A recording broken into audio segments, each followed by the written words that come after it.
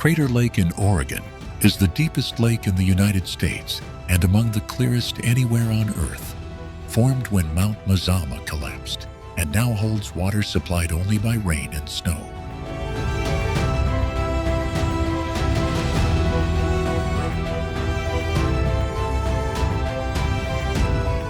Do you know Crater Lake harbors the Old Man of the Lake, a century-old log that still floats upright and drifts around the caldera, baffling scientists for generations?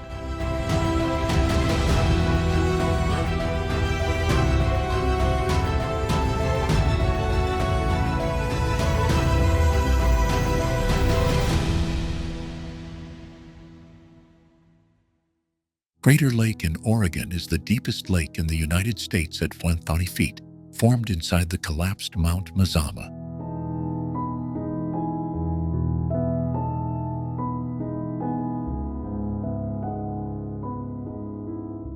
Do you know that its mirror-like water is fed almost entirely by snow and rain, making it one of the clearest and purest lakes on Earth?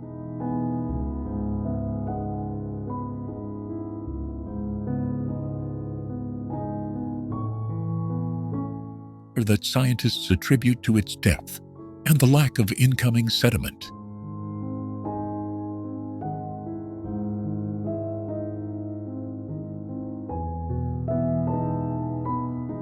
A volcanic island called Wizard Island rises like a dark crown in the lake, a remnant of the eruptions that shaped this caldera.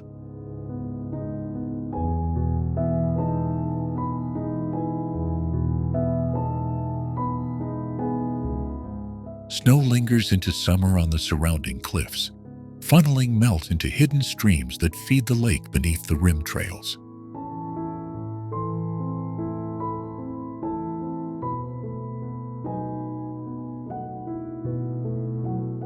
Hikers who trace the rim drive can step from ancient pumice slopes into dense stands of old-growth pine with a single boot step.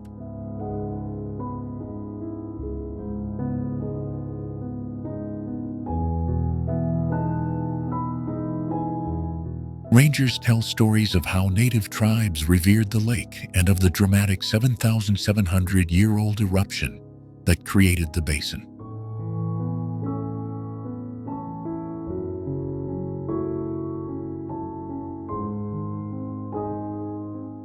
Beneath the surface, cold currents swirl and plankton are scarce, which is why light penetrates so deeply, and the blue seems almost to glow.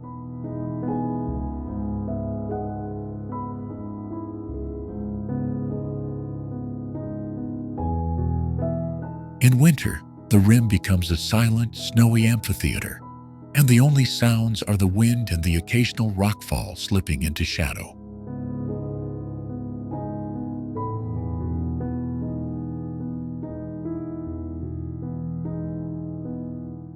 Boat trips to Wizard Island reveal hidden coves and submerged cliffs that remind visitors the lake is both a crater and a living ecosystem.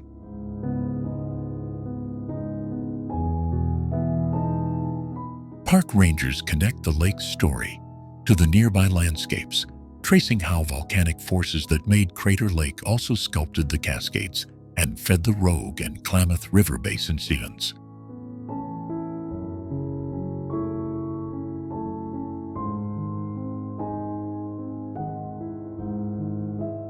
From volcanic rock to living forest, each step outward from the rim links the lake to Oregon's broader story of fire, water, and time.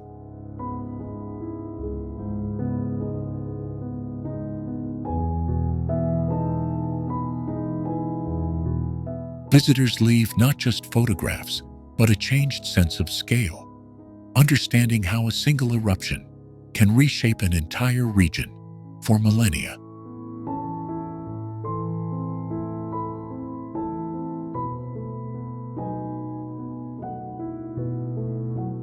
As you move from the rim into the surrounding wilderness, the lake's silence follows you like a question, waiting to be answered.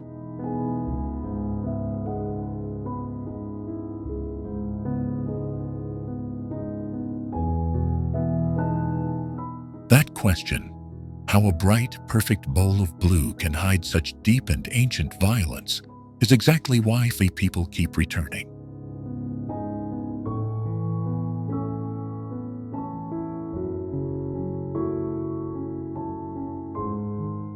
And when the light strikes the water at dawn, the answer feels almost within reach, shimmering on the surface of one of Oregon's most guarded treasures.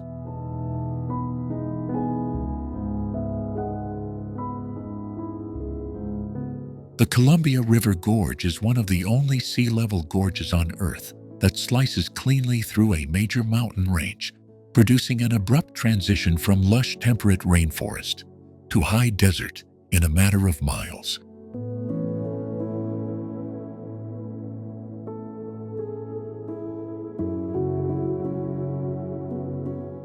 Do you know the Columbia River Gorge contains more than 90 named waterfalls, including Multnomah Falls, which plunges around 620 feet and remains one of the tallest year-round cascades in the United States?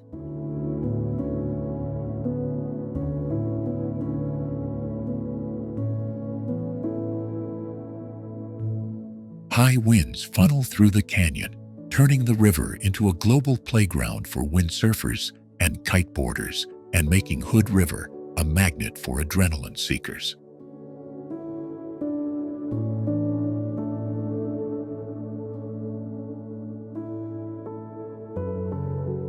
Beneath those gusts, ancient basalt cliffs record successive lava flows and cataclysmic ice age floods that gouged the gorge's dramatic walls and left behind monumental geological scars.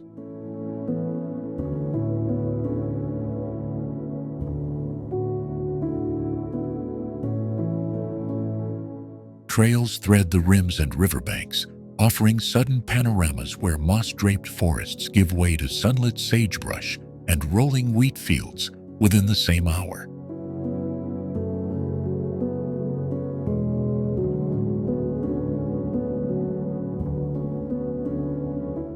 Many footpaths veer toward hidden cascades, secret swimming holes, and weathered petroglyphs that whisper of the native peoples who have lived, fished, and carved stories along this corridor for millennia.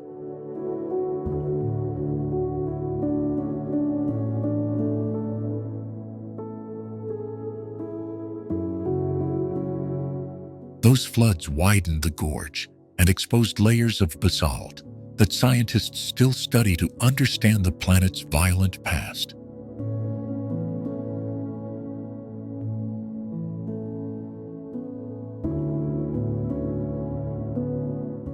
The historic Columbia River Highway winds along the rim, conceived in the early 20th century as one of America's first scenic roads and punctuated by stone bridges and viewpoints that invite slow, deliberate travel.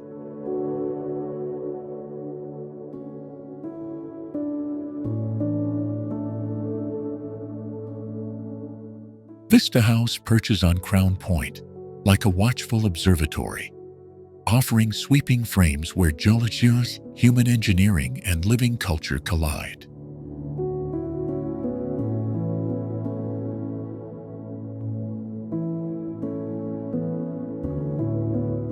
But beyond the famous falls and overlooks lie lesser-known corners, mossy amphitheaters behind abandoned rail lines, narrow basalt slots where light behaves strangely, and quiet river islands that most visitors never see.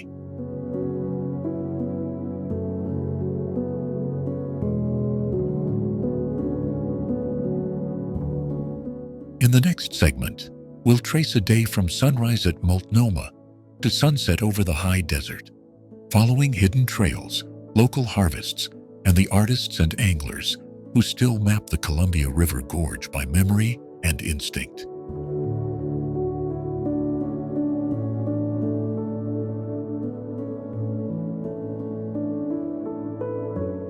Smith Rock State Park in Oregon hosts one of the few columnar basalt spires in the world that rise directly from a high desert canyon, creating vertical walls sought by elite climbers and rare among global landscapes.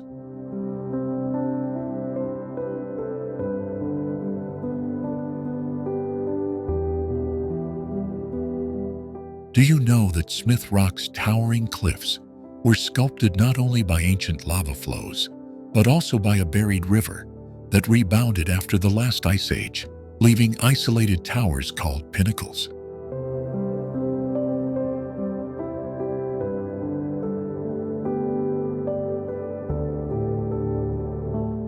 The Crooked River, which carves the canyon below, shifted its course and left behind isolated columns, like the famous monkey face, a climbing icon that seems to balance improbably against the sconce.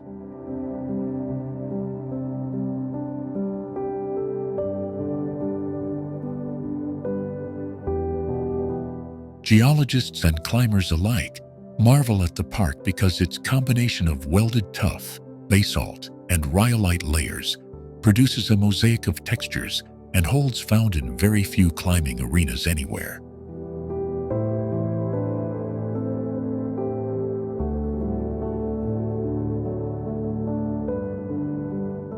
Early morning light paints the pinnacles in ochre and rose, while desert sagebrush and ponderosa pines cling to narrow ledges as though defying gravity.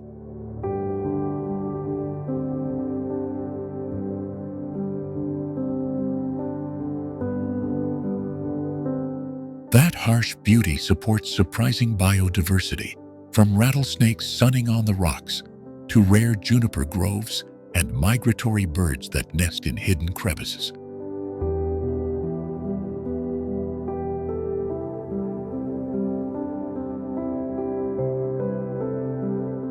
Climbing routes here range from beginner slabs to world-class overhangs, and the community that grew around Smith Rock helped pioneer clean climbing ethics that changed the sport globally.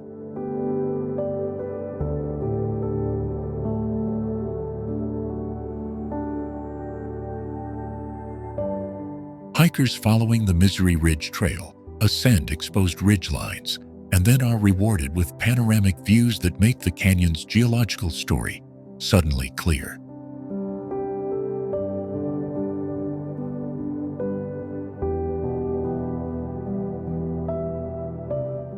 Every turn connects to the next.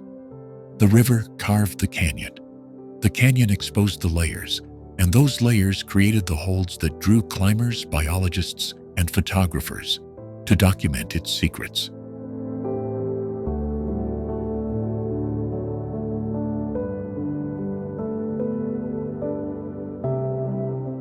Local tribes, ranchers, and modern conservationists have all left marks here, weaving cultural history into the geology, so the park feels like an archive of human and natural resilience.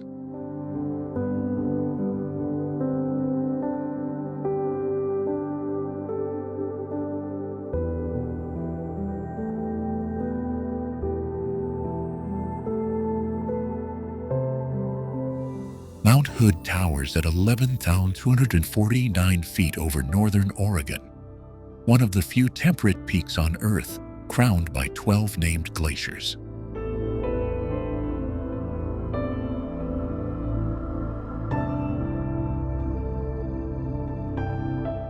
Do you know Mount Hood's glaciers and snowfields feed rivers that sustain orchards, wineries, and cities across the Willamette Valley and the Columbia River Gorge?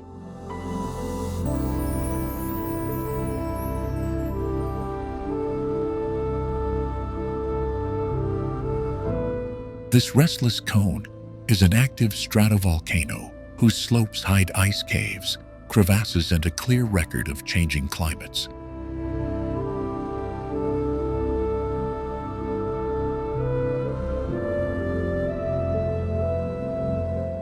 At its base, Timberline Lodge, built in 1937, hosts year-round lift-served skiing on the Palmer Glacier, a surreal meeting of summer alpine flowers and winter sport.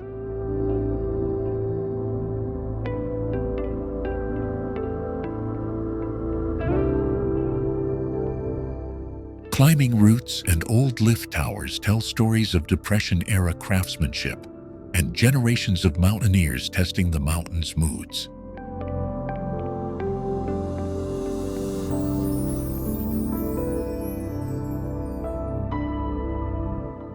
Meltwater from Hood becomes the Hood River, nourishing cherry orchards and powering wind farms that line the Columbia.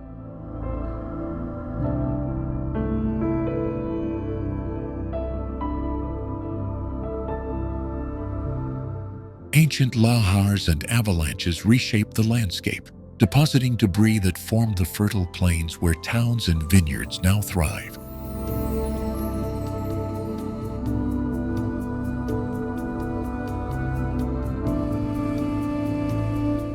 Scientists read those layers and measure shrinking ice to forecast water for farms, salmon runs, and summer reservoirs.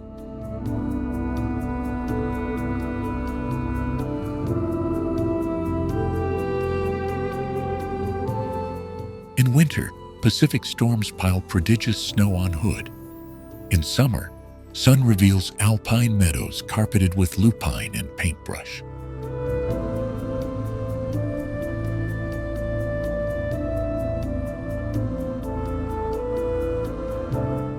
Hikers on the Timberline Trail circle the mountain, tracing moraines and viewpoints that stitch Hood into a larger web of rivers and forests.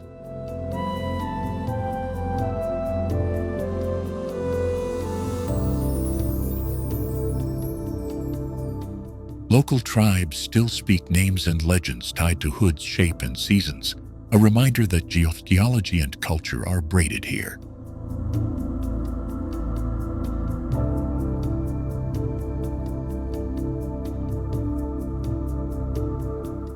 Conservationists map corridors to protect streams and ensure salmon and trout can complete ancient migrations from sea to mountain.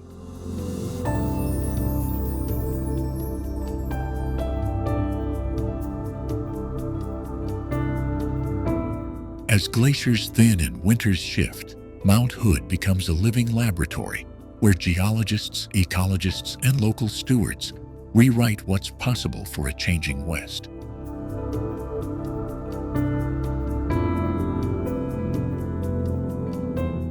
Haystack Rock at Cannon Beach rises 235 feet from the Pacific, a basalt monolith that ranks among the world's largest intertidal sea stacks.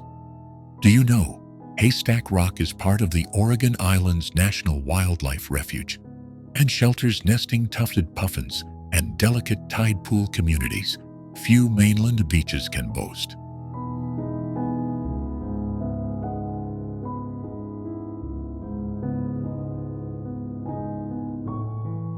From the windswept headlands of Ecola State Park, the rock appears like an ancient sentinel, guarding a coastline sculpted by lava and endless swells. Walk the broad sandy beach, and you move from cliffside forest to foam-laced shore, the ripples revealing starfish, anemones, and shy sculpins in clear tidal pools.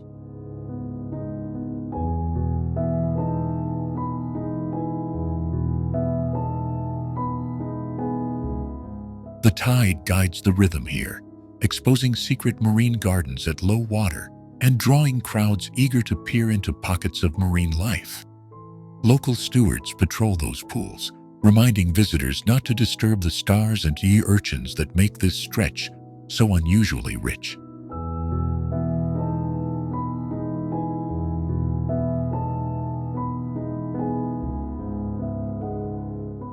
In spring, Haystack's ledges become a nursery for tufted puffins with their clownish faces and awkward flight, a spectacle usually seen only on remote islands.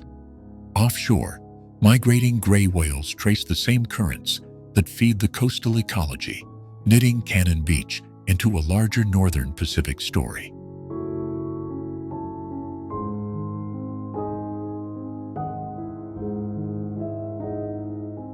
Less than an hour inland, maple and fir forests absorb the maritime mist, reminding you that this is a place of meeting. Forest to sea, sky to stone. Cannon Beach is small in scale, but vast in consequence, a concentrated chapter of Oregon's coastal story that few other beaches can match.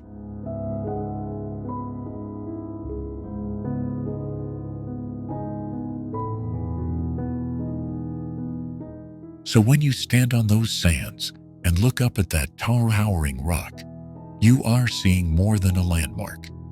You are witnessing an ecosystem compressed into one unforgettable silhouette. And the questions survive. How did this rock hold fast while cliffs retreated? What lives hide beneath each morning tide? And how will we keep them safe for another generation?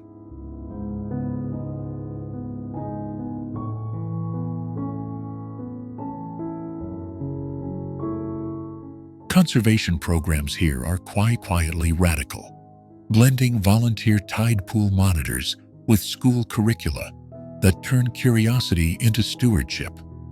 That local commitment ties back to larger efforts up and down the Oregon coast, a network of protected places united by common currents and shared species.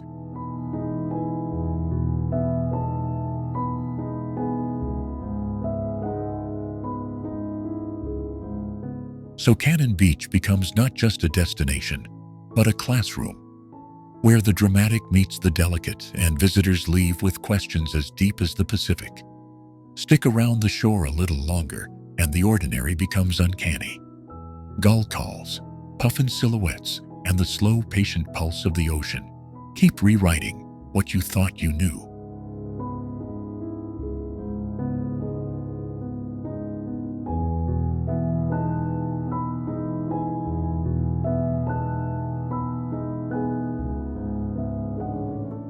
Silver Falls State Park is one of the few places on Earth where a single loop trail lets you walk behind not one, but several thunderous waterfalls.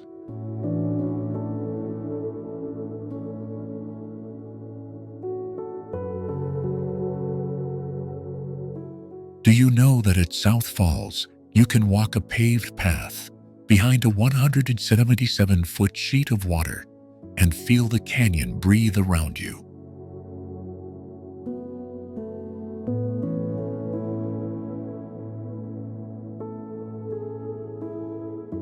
Few landscapes offer that theatrical interplay of light, stone, and falling water in such close quarters.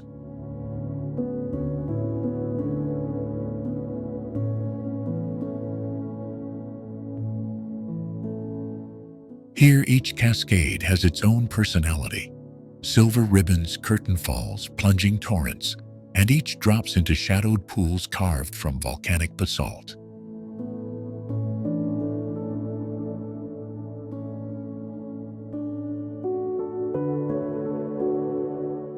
Hikers trace log bridges and sunlit gullies, moving from intimate cascades to panoramas that sweep toward the cascades beyond.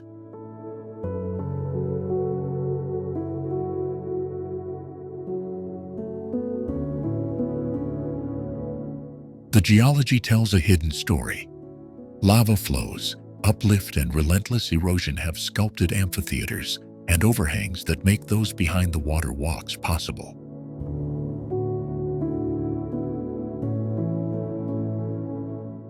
And because the park sits at a crossroads of ecosystems, a single day here can feel like a compressed tour of Oregon's greater landscapes.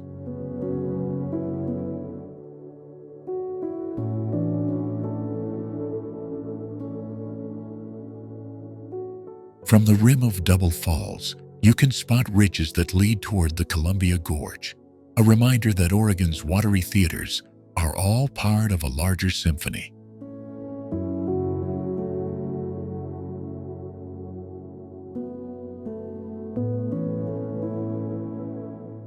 Walking the loop, the transitions are seamless. Cliff to forest, pool to gorge, intimate whisper to roaring descent.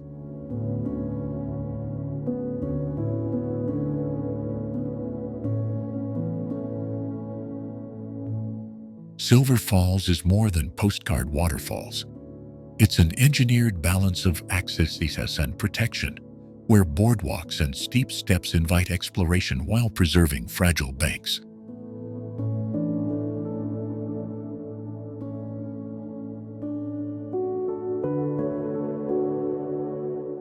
By the time you climb out of the canyon, the day has rewritten your sense of scale, and the memory of cascading light will follow you back toward other Oregon wonders.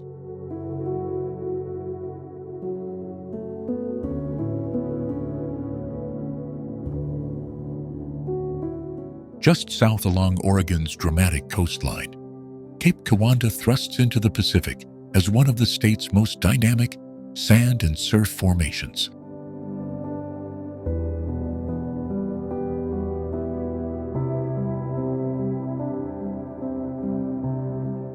Its towering sandstone cliffs and shifting sand dunes create a living landscape that changes with every tide and storm.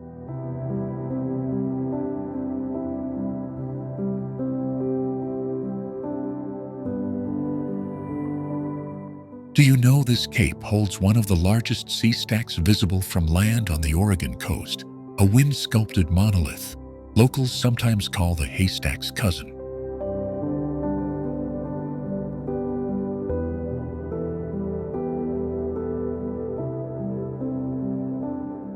From the dunes, you can watch sand borders slide down slopes that rise like desert waves, while surfers line up on reef breaks below.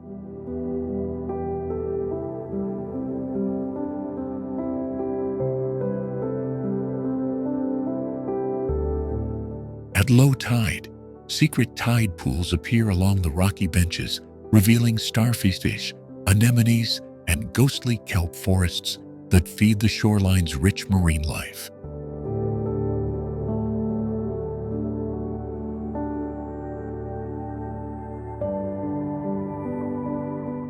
Birds wheel above, pelagic shearwaters, gulls and peregrines, and in winter, gray whales often pass within sight, if you know where to stand.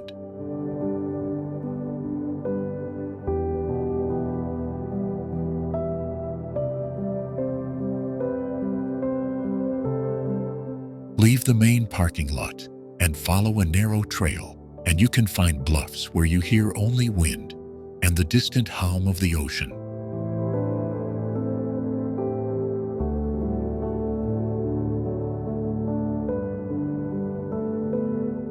Respect for the fragile dunes is critical. Signs warn against climbing unstable faces, and volunteers regularly restore native grasses that hold the sand in place.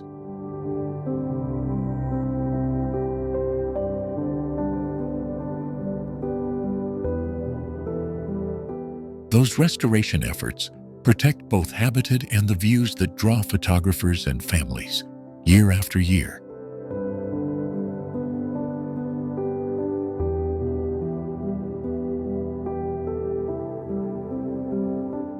As the coastline curves away, Cape Kiwanda acts as a natural hinge, directing your gaze and the next chapter of our journey toward the rugged headlands and hidden coves still waiting down the road.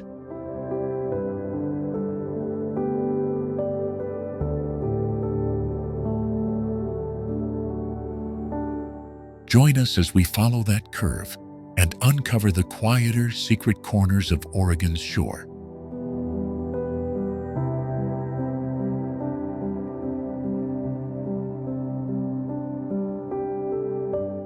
Soon we'll step into tide-swept coves where basalt formations whisper of volcanic pasts, connecting Cape Kiwanda to the wider geological tapestry of the coast.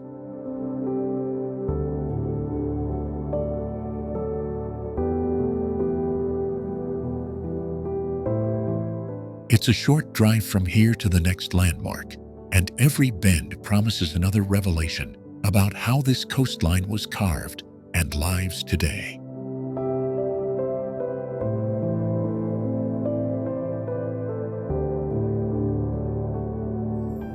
Pilot Rock soars above the Siskiyou foothills as a near-vertical basaltic volcanic plug, a rare freestanding spire carved when softer rock eroded away.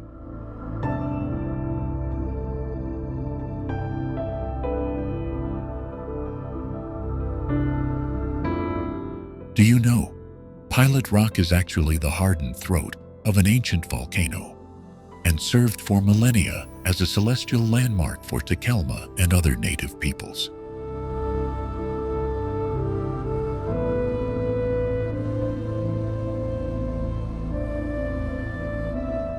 The columnar joints that ladder its face tell a story of lava cooling under immense pressure, forming geometric pillars unlike the rounded peaks around it.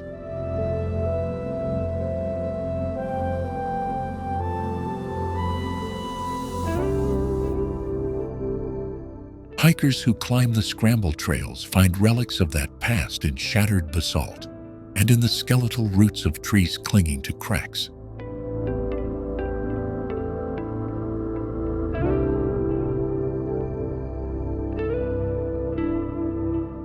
Rare alpine plants and lichens take refuge on its ledges, creating microhabitats found on very few exposed volcanic plugs in the Pacific Northwest.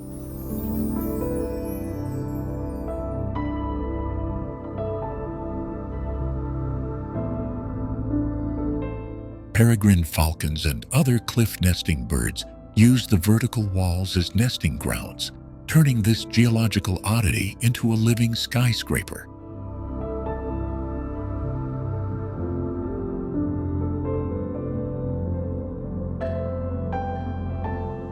To touch Pilot Rock is to touch a hinge point where human history, bird migration, and volcanic memory converge.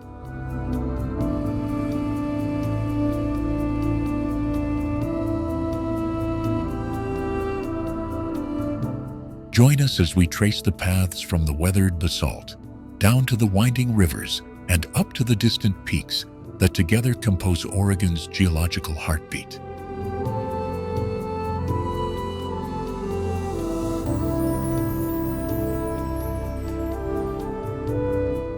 We will meet the stewards who monitor cliff-nesting birds and the botanists cataloging mosses that survive the heat and cold of exposed ledges.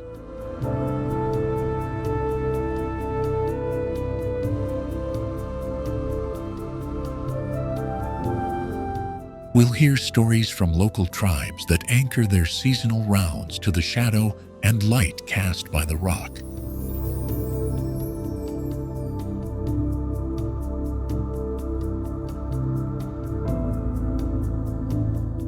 And we'll climb with those who still use the old pioneer routes, tracing the same angles that guided wagons and pack horses.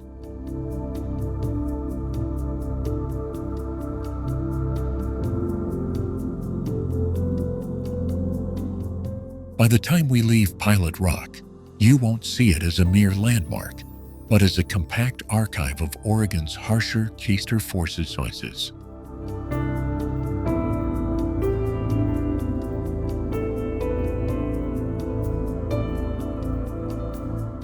Its presence threads into neighboring landscapes, fire-sculpted forests, serpentine soils, and rivers that carved through lava centuries ago.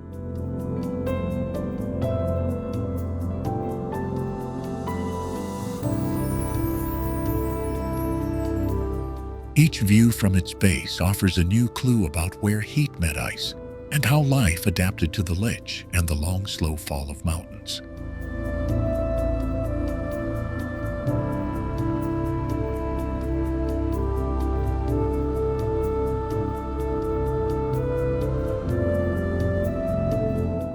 Tumalo Falls drops about 97 feet over columnar basalt into a fern-ringed plunge pool near Bandon.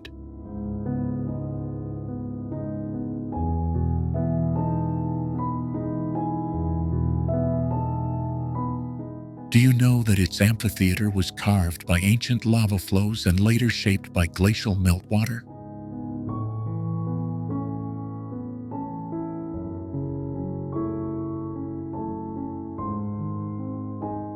Beyond the main drop, a short trail leads to Upper Tumalo, where cascades thread between mossy boulders.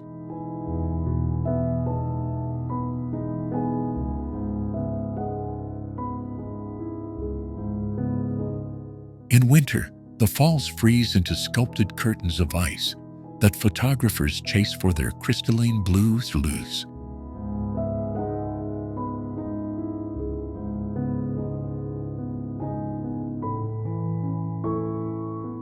Geologists read the basalt walls like pages, each joint and seam marking cooled lava from different eruptions.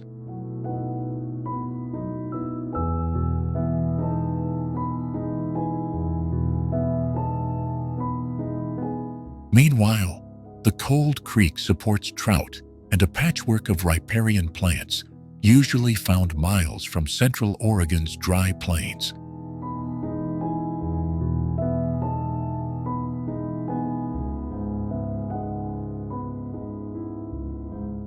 Mist from the falls creates a humid microclimate, producing rainbows and miniature moss gardens on sunlit ledges.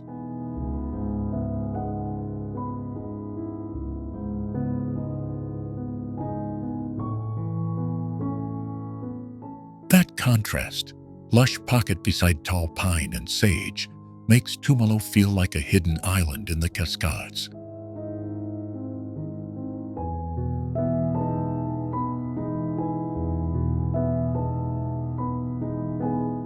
Local history threads through the site.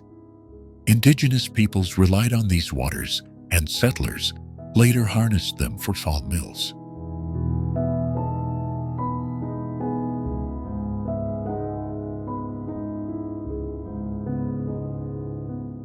Hikers can follow routes upward toward alpine lakes, or descend to where Tumalo Creek joins larger streams feeding the Deschutes.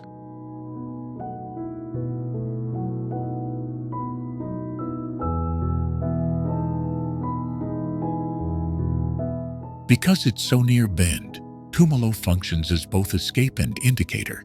Its flow mirrors snowpack health and seasonal change.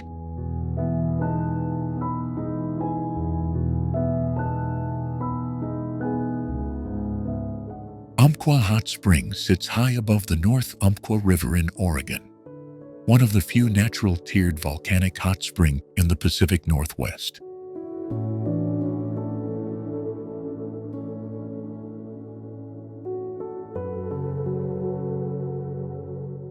Do you know Umpqua Hot Springs forms a ladder of mineral-rich pools that cool gradually, creating both private alcoves and communal terraces used by indigenous peoples for centuries.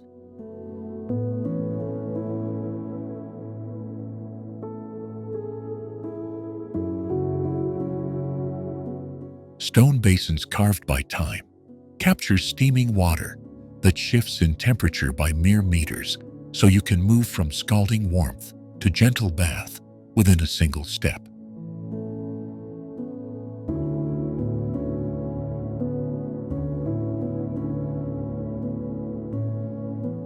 The springs are framed by old-growth fir and mossy cliffs that give each pool a secret, sheltered character few modern visitors expect.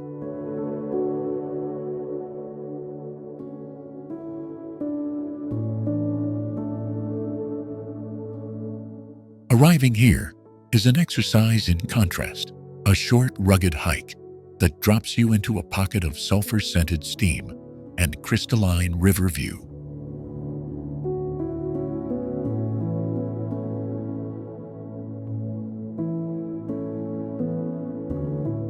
The trail links Umpqua to neighboring thermal sites and river loops, so the story of hot water, glacial valleys, and volcanic rock unfolds as you move from one place to the next.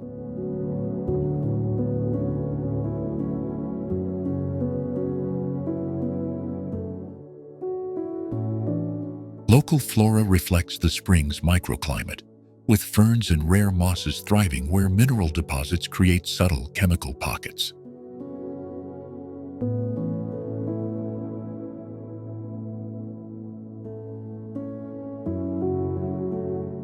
Wildlife patterns change too, as animals use the warmth and shelter seasonally, making quiet observation here an unexpected naturalist's reward.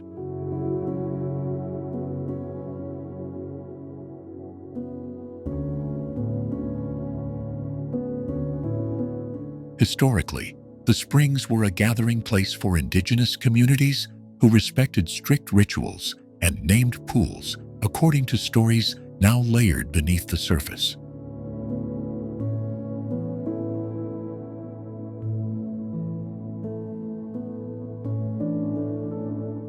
Modern visitors can still feel that lingering cultural presence if they approach with reverence and learn the histories shared by local tribes.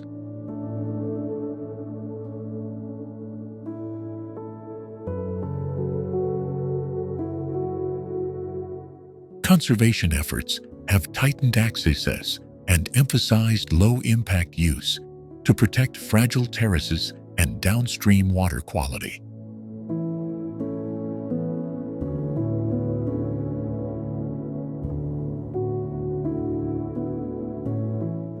That means timing your visit, packing out everything, and following seasonal closures are part of the experience of stewardship at Umpqua.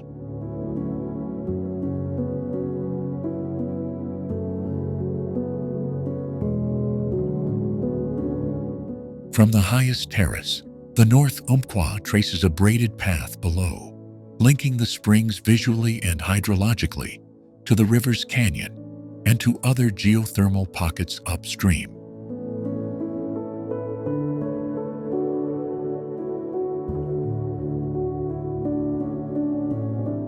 Hell's Canyon plunges nearly 8,000 feet along the Snake River, making it the deepest river gorge in North America.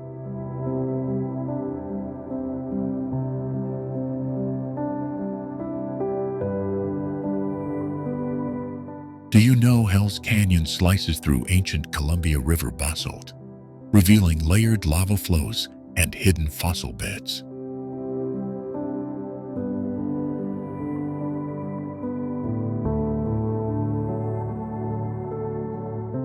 For millennia, this rim-to-river wilderness sheltered native tribes whose trails and petroglyphs still whisper their stories.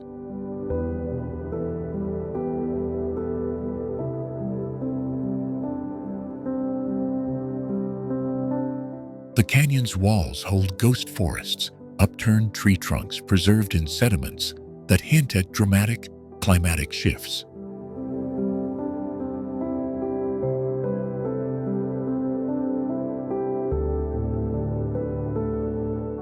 Steep switchbacks and secluded boat landings keep much of Hell's Canyon inaccessible to casual visitors.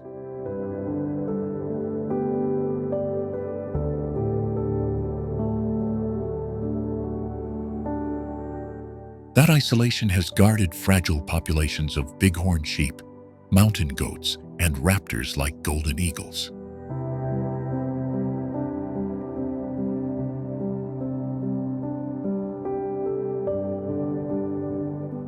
The Snake River below still threads through rapids that thrill rafters and carve new channels each spring.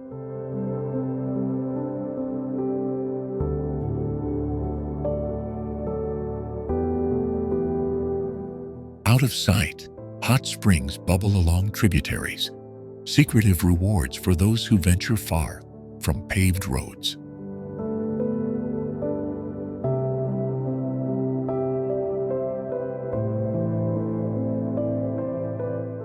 Pioneers and miners left broken camps and ghost towns that peek from cliff shelves and sagebrush flats.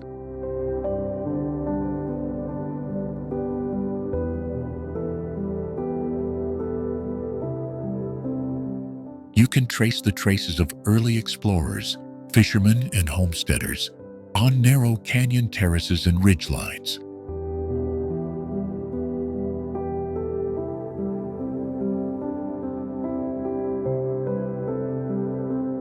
The interplay of light and basalt creates dramatic color shifts, from shadowed indigo to sunlit copper at dusk.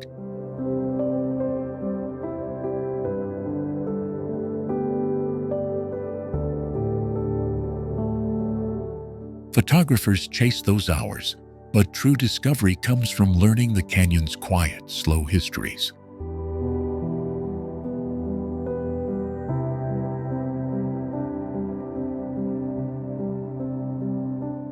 Rangers and local guides share unlikely facts. The canyon supports plant species more typical of milder coastal climates.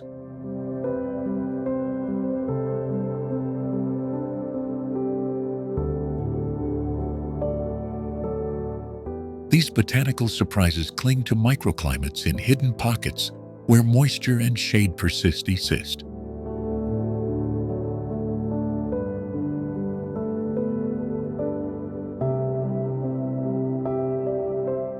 A paddler's route or a ranger-led hike opens pathways between dramatic overlooks and tight, carved river corridors.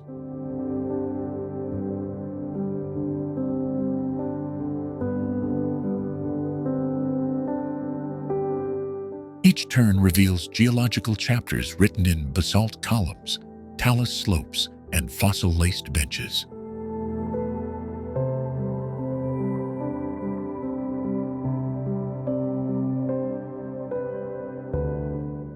night, the canyon's dark skies reveal constellations without urban wash, a vault of cold, bright stars. Bandon Beach harbors one of the densest arrays of sea stacks along the entire Pacific coastline.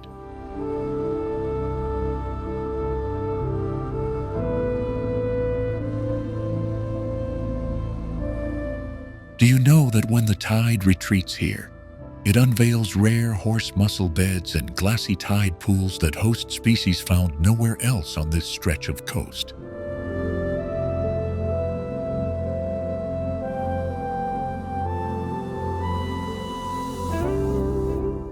Walk along the sand and you'll find basalt arches, petrified forests glimpsed between the stacks, and curiously polished cobbles that chime when the surf hits.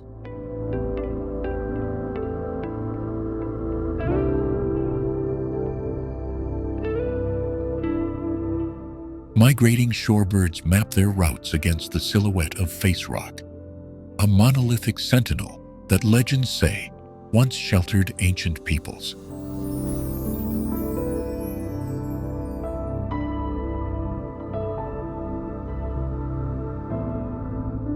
At sunset, the stacks burn copper and violet, but the real spectacle is the geology beneath your feet. Layers of sediment, ancient river channels, and fossil traces telling a story older than recorded history.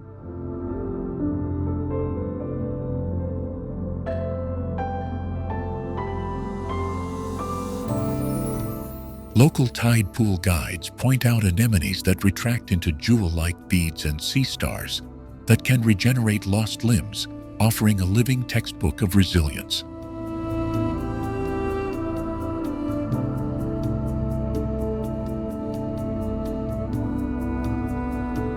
Bandon's beaches are not isolated curiosities. They thread into the broader coast, follow the headlands, and you slide toward the Coquille River mouth and the grassy dunes near Cape Blanco.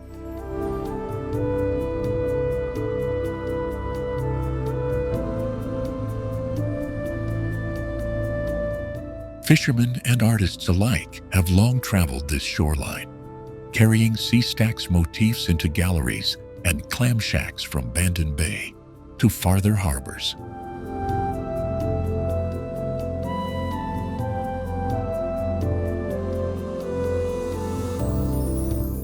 On storm days, the surf reconfigures the beach, depositing driftwood cathedrals and revealing new channels that last only until the next high tide.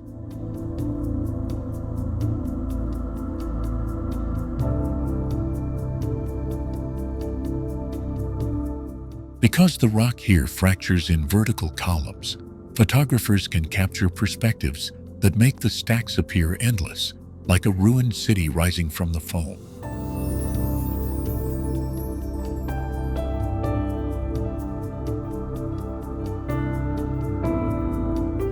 Conservation efforts in the area protect nesting habitats, and volunteers monitor gull colonies to balance recreation with the needs of sea-sensitive species.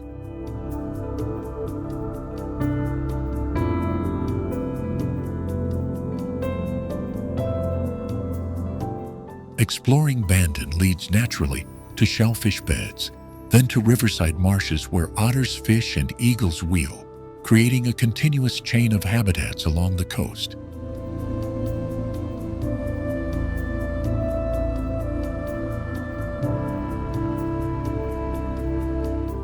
If you keep walking north along the strand, the sculpted cliffs give way to pebble beaches and eventually to the iconic standalone haystacks echoed at Cannon Beach, further up the coast.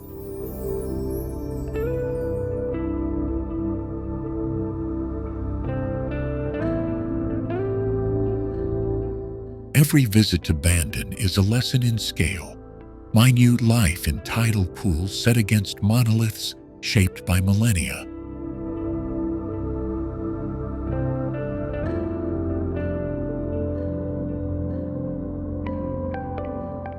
By dusk, the town's weathered storefronts and salt-stained piers glow with the same light that carved the sea stacks, reminding you that human stories are braided with geological ones.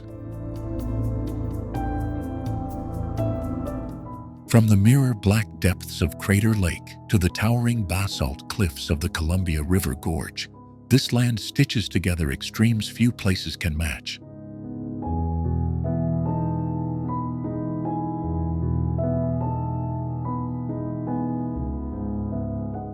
Along the coast, sand-sculpted arches and secret tide pools whisper stories of a sea that reshapes itself daily.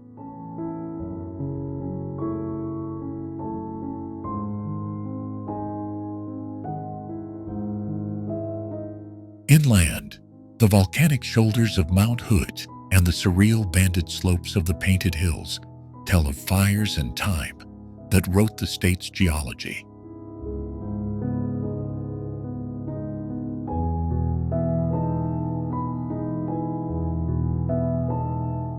Trailheads here open onto alpine meadows that spill into river valleys, leading explorers from snowmelt to desert rim rocks in a single day's journey.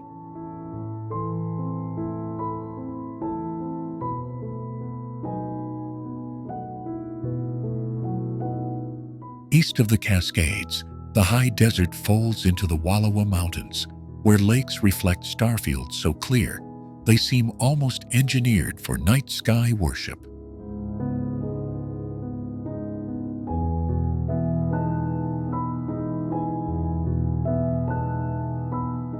And where ochre dunes meet the ocean, whole ecosystems shift with each tide, reminding us that change is the only constant.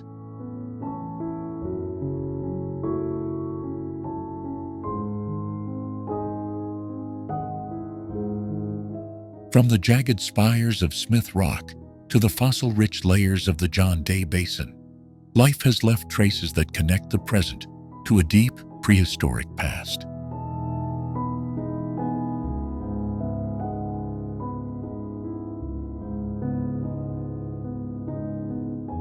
Rivers like the Rogue and the Willamette carve stories of salmon runs and pioneer ambitions, threading communities to their water and to each other.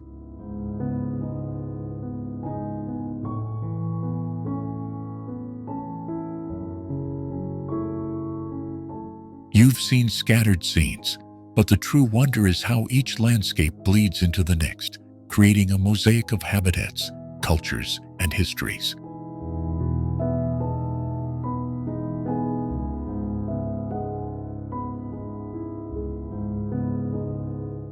That seamless connection is what makes every journey through these places feel less like visiting spots on a map and more like reading chapters of a single epic.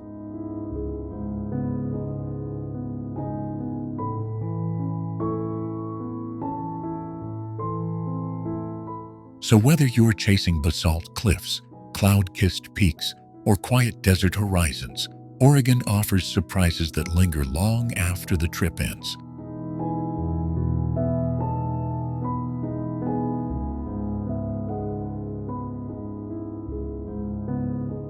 Keep following these hidden passages and stories, because what we've shared tonight is only an opening. The next chapter waits beyond the trailhead.